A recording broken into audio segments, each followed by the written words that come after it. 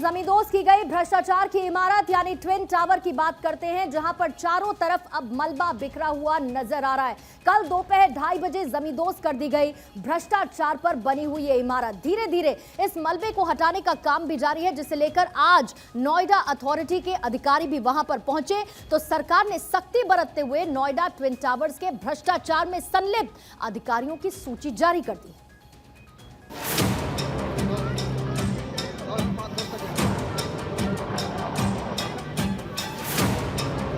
समय की पाबंदी नहीं है।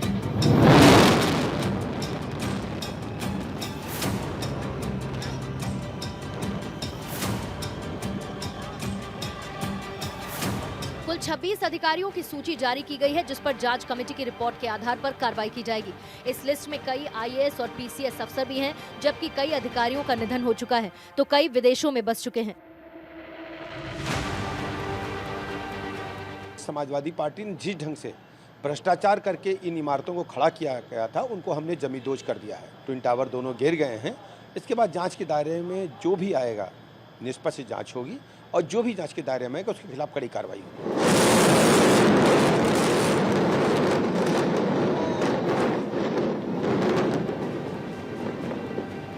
उधर इमारत के गिराने के बाद आज भी लोगों के लिए वो सेल्फी स्पॉट बना हुआ है, जहां लगातार लोगों का आना जाना जारी है। क्यों आए आप लोग, क्यों आए हैं आज? क्या देखने के लिए आए थे। अच्छा, देखने के लिए आए थे। हाँ। लेकिन ऐसे में सबसे ज्यादा चिंतित आज भी वो बायर्स हैं, जिन्हें उनकी मेहनत की कमाई का रकम लौटाया नहीं गया। वो दर दर भटकने को मजबूर हैं। हमने 2011 में इसमें 2 BHK एक फ्लैट बुक किया था जो 39 लाख का था, जिसमें हमने करीब 30 लाख बैंक से लोन दिया था, बाकी खुद अपनी जेब से पेमेंट किया था। 2013-14 के बाद हाई कोर्ट से ऑर्डर आया कि बिल्डिंग इलीगल है और इसको स्टे किया जाए। सुप्रीम कोर्ट से ऑर्डर आया इसको तोड़ेंगे। तो सुपरटेक ने हमें कोई पेमेंट अभी तक नहीं दिया है। EMI भी देनी, बच्चों का फीस स्कूल का सब देना था, तो हमने फिर बैंक में किस्तें देनी बंद की, तो बैंक से हम डिफॉल्ट हो गए। अब इस समय हम कहीं से लोन भी नहीं ले सकते हैं, क्योंकि हम इस समय सिविल हमारा बेकार हो गया है। अब इमारत तो ढह चुकी है, लेकिन इलाके में फैले धूल को समेटना एक बड़ी चुनौती है। ये डेमोलिशन कितना बड़ा था, इससे कितनी धूल और मलबा निकला, उसे इस तरह से समझ सकते हैं कि मलबे को हटाने के लिए नोएडा अथॉरिटी ने 90 दिन यानी 3 महीने का समय मांगा है। तो पूरी तरह से साफ सफाई में अभी 90 दिन का वक्त लगेगा और इसी बीच खबर यह भी है कि इमारत को गिराने में जितना खर्च लगा है, उसके आसपास का खर्च इसके मलबे को बेचकर आ जाएगा। आपको यह भी बता देते हैं कि ये मलबा कितने में बिकेगा, क्योंकि टावर गिर चुका है, ट्विन टावर गिर चुका है। अब जो मलबा है 3.5 मंजिला इमारत मलबा, वो बिककर क्या हासिल होगा। दोनों ही टावर्स को गिराने में करीब 20 करोड़ रुपए का खर्च आया है और कुल लागत में से बिल्डर कंपनी सुपरटेक लगभग 5 करोड़ रुपए देगी, लेकिन जो बाकी के 15 करोड़ रुपए की राशि है वो इसी मलबे को बेचकर मिलेगी।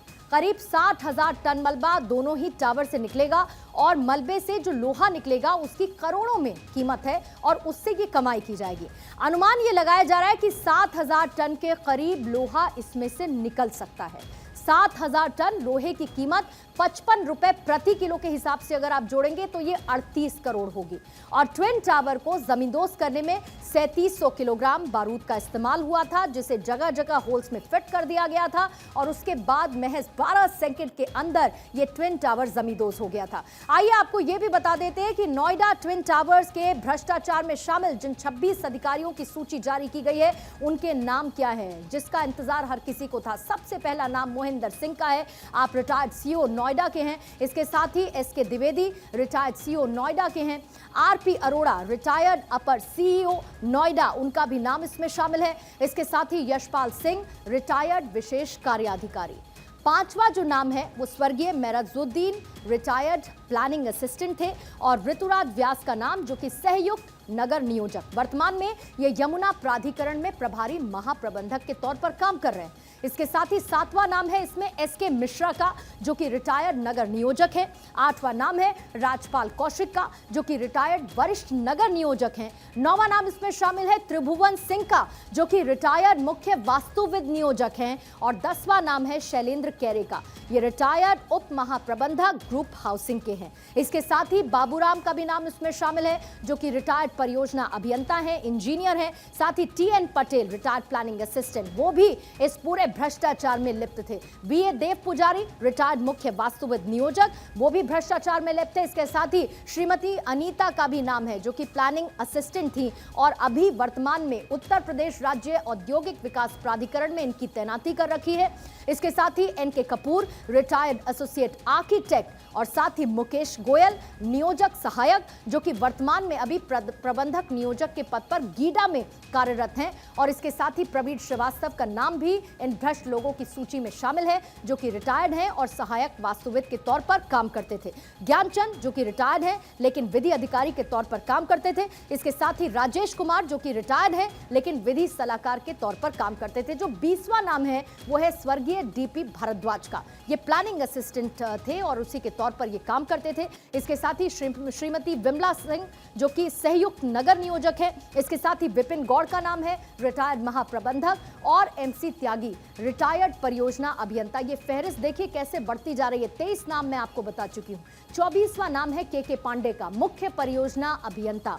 इसके साथ पीएन बाथम, अपर मुख्य कार्यपालक अधिकारी, और एसी सिंह, रिटायर्ड वित्त नियंत्रक। 26 नाम, ये 26 नाम जिनकी सूची जारी कर दी गई है, क्योंकि लगातार ये सवाल उठ रहा था कि ट्विन टावर तो गिरा दिए गए, लेकिन उन भ्रष्ट अधिकारियों का क्या, उनके नाम सार्वजनिक किए जाएं जो इस पूरे भ्रष्टाचार की कार्रवाई में लिप्त थे और ये ट्विन टावर गगनचुंबी इमारत में तब्दील हो गए।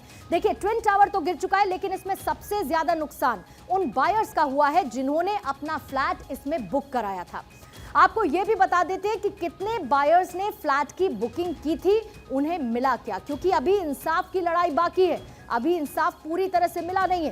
प्रोजेक्ट में कुल 711 बायर्स ने फ्लैट को बुक कराया था। 711 ये संख्या थी। सुपरटेक ने 652 ग्राहकों को सेटलमेंट उनका कर दिया था। जो बुकिंग राशि और ब्याज है उसको मिलाकर रिफंड भी कर दिया गया था, लेकिन 59 बायर्स को अभी तक उनका पूरा रिफंड नहीं मिला है।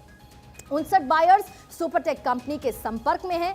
कंपनी इन्हें भी कहीं और फ्लैट या फिर रिफंड पैसे भी दे सकती है। इस तरह की परियोजना अभी समझ में आ रही है, ताकि ये जो बचे हुए 59 बायर्स हैं इनको भी इंसाफ मिल सके और इनका इंसाफ भी पूरा हो सके। बहरहाल, इसी खबर के साथ बुलेटिन में फिलहाल रुक रहे एक बहुत छोटे से ब्रेक के लिए। जल्द लौटेंगे, आप देखते रहिए भारत।